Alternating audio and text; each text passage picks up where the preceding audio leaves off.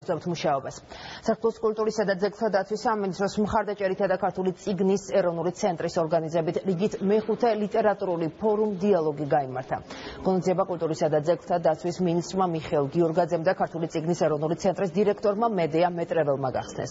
ღონისძიების ფარგლებში ქართული ლიტერატურის თარგმანების საზღვრებს გარეთ პოპულარიზაციასა და ქართული წიგნის ინდუსტრიის გავითარებაზე იმსჯელეს. ერთი კვირის განმავლობაში გერმანელი და ბრიტანელი სტუმრები სამუშაო სესიების პრეზენტაციების და დისკუსიების ფორმატში ადგილზე გაეცნობიან ქართული საგამომცემლო სექტორის მუშაობას და ქართულ მწერლებს შეხვდებიან. პროგრამის ფარგლებში სტუმრები სახელოვნებო, სამეცნიერო ცენტრებისა და მუზეუმებში დაცულ უნიკალურ კოლექციებსაც მოინახულებენ. გამომცემლები, ლიტერატორები, ლიტერატურული აგენტები, ჟურნალისტები გერმანიიდან არიან ჩამოსულები იმისთვის, რომ თავისი ცოდნა დაგროვილი და თავისი გამოცდილება გაგვიზიარონ. კიდევ ერთი ძალიან მნიშვნელოვანი ფაქტის მომსწრენი გახდით სულ რამოდენიმე წუთის წინ ეროვნულმა მუზეუმმა და მარსელის ახლად შექმნილმა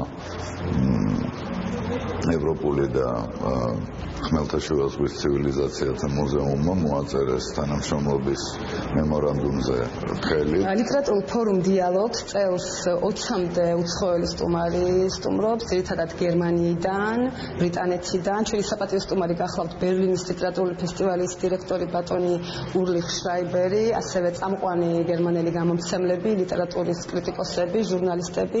შესაბამისად ერთი კვირის განმავლობაში მათ საშუალება მიეცემათ გაიცნონ ქართული საგამომცემლო სექტორი, ქართული ავტორები და ზოგადად ქართული კულტურა.